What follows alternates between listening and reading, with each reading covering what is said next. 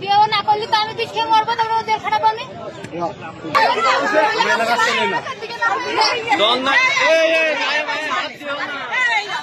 ওর সাথে বিয়ে করা লাগছে, এইটুকু আমি চাই, টাকা চাই। আর এইটুকু আমি মানি যে ওর সাথে বিয়ে করলে ওর আম্মু আমার শান্তি দেবে না, তাই আমি চুক্তিপত্র করবো এবং দেন মোহর অনেক টাকা করবো। কারণ ভবিষ্যতে জানে ওর মা যে হাতে গিয়ে বিয়ে করবে না, সেটাই কি করে যাবেন, ওর মা আমার হাতে গিয়ে সমস্যা করবে না। আমি মার ভয় খাচ্ছে, 2 বছর আগে কেন মার ভয় খেলো না কালি? 2 বছর আগে। আপনাদের সম্পর্ক কতদিন? 3 বছর। 3 বছরের মধ্যে 1 বছর, মানে 1 বছর পরে ভেঙে যেত, কিন্তু সে ভাঙেনি। তাই যদি 2 জন কন্টিনিউ না রাখে সম্পর্ক কখনো টেকবে না, একতরফা ভালোবাসা কখনো টেকে না। মানে আপনি যদি কথা আমার সাথে না বলতে চান, আমি বললেও আপনি যদি আপনি না বলেন, আমার বাপেরও ক্ষমতা না আপনার সাথে কথা। আজকে আপনি এসেছেন এখানে কিসের দাবি নিয়ে? এসেছি আমি ওর কাছে, আমি জানি না ওর আজকে বিয়ে।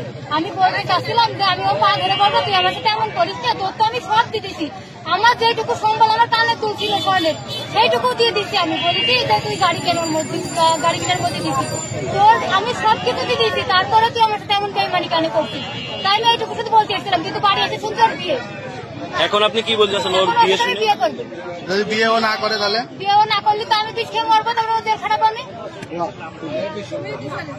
আপনার বাসা কোন জায়গায়? ওইগুলো তথ্যগুলো নিয়ে নাও। আপনার বাসা কোন জায়গায়? দর্শনা কোথায়? হ্যাঁ, আপনার বাবার নাম কি? মায়ের নাম? বিয়ে করেছে, তার সাথে কিছুই হয়নি, ওর শুধু বিয়েটাই কবুলতে বলে বিয়ে করেছে। আবার যদি প্রমাণ চাই, মানুষ আমি প্রমাণও দেবো, তুইও তো তোর কাছে তো আছে ছবি আমাদের, তাই না? ছবি আছে না?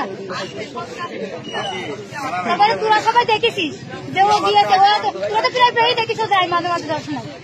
তাহলে এতদিন মার ভয় খেয়ে, এতদিন সেই যে ছেলে মার ভয় না খেয়ে 2 বছর রিলেশন করেছে মার পরে, মার বলার পরে, সেই ছেলে এখন যেমন ভয় খেয়েছে, তাহলে 2 বছর আগে খেলে না কেন সেই ভয়? সেই ছেলে 2 বছর আগে খেলে না কেন? এখন তার মতো কান্নাকাটি করতে কেন? তার মা যে 3 পিসটা এখন পরে রয়েছে, আমি তোর বলেন না, আমি মা একটা গিফট করেছি, সেই 3 পিসটা আজকে নাইমের বিয়ে দিই, সেই 3 পিসটাই পরেছে, আমি যেটা দিয়েছি। তারপরে